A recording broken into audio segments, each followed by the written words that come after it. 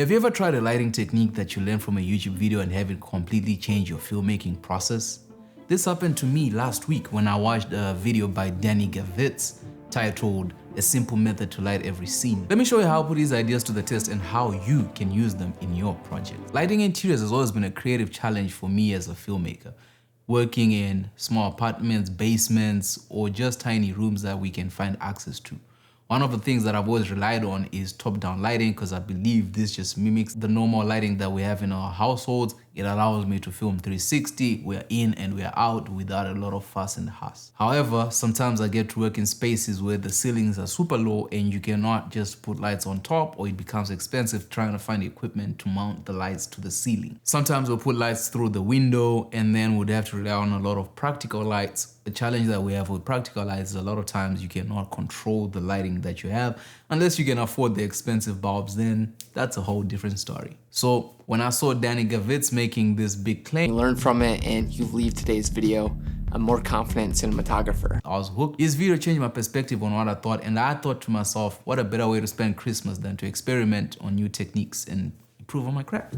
One of the challenges that I ran into is I don't have the same equipment that he was using in the video. I don't have a 500 watt light. The largest light I have is a 150 watt light. And two, I didn't have the haze machine that he has. That one looks fancy, looks like you can control it. I have a funky fog machine. It works, it does the job. To combat this, I knew I had to focus on the principle and not worry much about the equipment, which is a lesson for every filmmaker out there. Focus on the tools that you have and just use the principles. They'll get you where you need to get. With these lights, I knew that I can create some form of realism in the shots that we were going for, just based on the setup that we already have in the house. So let's get cracking.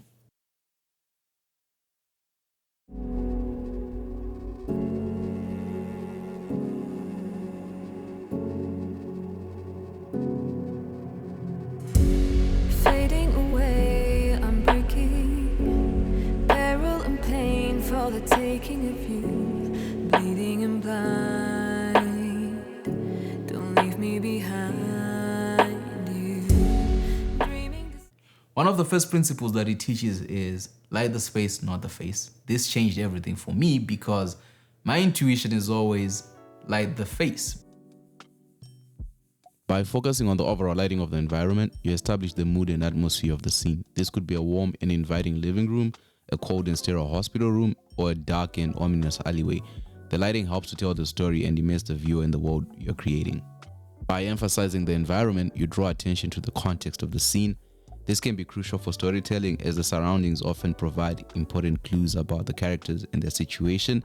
In this case, I was just trying to show that the subject is lonely, and I think I did a good job. What do you think? Let me know in the comment section. In Danny's video, he talks about the importance of starting with your wide, and I agree with him. With your wide shots, what this allows is to create the foundation of your lighting setup. It forces you to actually think creatively in terms of where's the light coming from. So one of the main things that I think about is always the motivation of the lights, which is something he speaks about. And by motivation, I don't mean like how pumped I am to light a scene. And either you're relying on the window. In this case, I was relying on the practical. So I knew that if we have the prac, and then that would sort of assist in terms of where does the light come from. But the challenge with wide shots is you cannot bring in lights where you need them unless you have the equipment, right? So either you're gonna have some crazy equipment that can put a light on top of the camera out of frame. I don't really have that.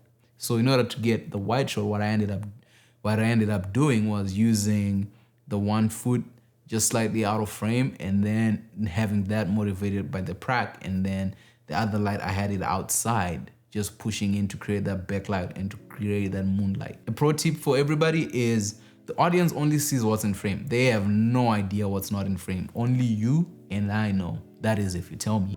In order to get the night scene done, I put the GVM 150 outside with Aperture Light Dome SE. It was at a Kelvin 5.6, and I did this just to get the moonlighting. Inside, I relied on the lamp. It just has a normal dollar store light in it, which I think it's a 3200. I used the arm around 1 foot as motivation for the wide, and then for the close-ups, what I ended up doing was pushing in the lights, and then I opened up the blinds so that I don't have to put the light inside. An alternative would have been to bring in the light from outside to inside to create separation between me and the wall for the close-up, but I didn't feel the need to because I was sitting so close to the window. So I just opened the blinds up, and that allowed more light to come in and create that color contrast. And then for inside, I also relied on the Amaran, which is at 3200 Kelvin as well, and this was an alternative to using the tube, and then I diffused it. So that one is, I think they call it I don't know why it's called a double diffusion but yeah, the diffusion clock comes in levels. So this is the 2, and I'm just using it to soften up. One more thing that I kept on forgetting to turn on was the fog, because I was more focused on the lights, and when I turned on the smoke, it really helped elevate the scene. It really helped elevate what I was getting. And yeah, one thing, if you're gonna use these cheap fog machines, I would say you want to break up the fog, you want to break up the smoke that gets into your space, because if it's too much, when you're in post, the footage sometimes is really unusable because it feels like it feels like the scene is more smoky than you want it to be, more of like hazed, which when you look in other guys is like these guys who have the better equipment, it always looks cinematic. But when you're using fog machines like this, you have to break down the smoke. So I use a fan. There's a fan next to the machine, and then I also just go around and break it. But the other challenge that you have is the smoke moves away, right? So you have vents and stuff like that which take it away, so you have to move real quick to make sure that you capture what you need to capture. One of the challenges that I have filming on the iPhone is just I was using cinematic mode, and I think for the next time that I try this experiment, it's better to use an app. So it's just right now I don't like the way the colors render out of the camera, but these techniques work with any camera that you have, which is what I was trying to prove out in this point. But I think that you just have to work on the intensity of your lighting depending on what your sensor is showing you in the camera. Another thing that I took away from the video was backlighting. You do this because it creates depth, and it just allows your shots to be more cinematic, because cinema is all about contrast, right? This is something that I normally use outdoors with the sun, so it was refreshing to know that I can apply it indoors. But I quickly ran into a challenge. My space is not that big, so it's like, where do you put the light without having the stand-in frame? So one of the main things you want to play around is how you frame and compose your shots, just making sure that what doesn't have to be in it doesn't have to be in it. The audience doesn't care.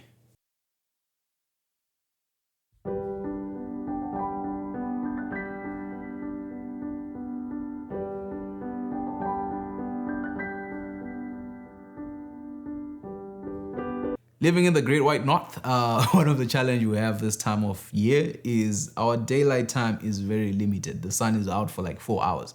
So I had a limited period of time to be able to set up the shot, prepare the room, pick a space where I'm on the shoot, and make sure I'm not in the way of anybody trying to enjoy Christmas. So I had an hour to shoot this, and one of the challenges I had was which window do I want to use and how would I compose a story out of it. Stay behind, but it's time to change my scene. I gotta turn the page before I lose my mind. Yeah, it's time to change my scene. For the day scene, the whole goal was just to rely on daylight and mainly use the windows. The principle here was backlighting everything, so that's how I chose the frame. The way I did it was I brought the GVM inside, still with the light dome on it, and I put it behind me at first just to see what it would look like. Because the camera is seeing the window, we can then motivate the light inside and no one would be the wiser. The one thing that I kept forgetting in this whole thing was to turn on the haze, but when I finally did, I feel like it really improved the scene for what it is. Another thing that we relied on was making sure that I used the practical light just to create that color contrast, and also keeping the contrast on the face. It just helps the scene have more depth to it and have that separation and make use of the principles that were in the video. And I feel like when you have windows, it's good to use them as part of your lighting, and it just helps to let people know where you are. In order to get the lighting that I really wanted, I kept on experimenting with the softbox, just putting the grid on and putting the grid off to see what type of image I would get in the end. I feel like that is another key thing that you have to take away, is you constantly just want to see what the image in the camera is looking like. Once you have proper exposure for the camera, making sure there's no noise, that the next thing is always to focus on the storytelling aspect of it. Sometimes backlighting might not be what you need. Sometimes maybe front lighting yourself is what would work for you. It's more of, at a certain point where you now know the principle, is how can I bring in my own flair to the image that I'm getting. And you know, it's not, there are no hard and fastened rules of this is how you do this thing. One thing I've learned, there are countless ways to light scenes. For me, it all comes down to the equipment that you have, the space that you are in, and your creative vision. What are you trying to achieve? This experiment taught me that it's important to have principles that you are following in everything. This makes it easy for the shots that you're trying to do. And once you understand these principles, you can then apply them in any situation and just have the light follow that principle. What about you? Have you tried these techniques, or do you have different techniques? Let me know in the comment section.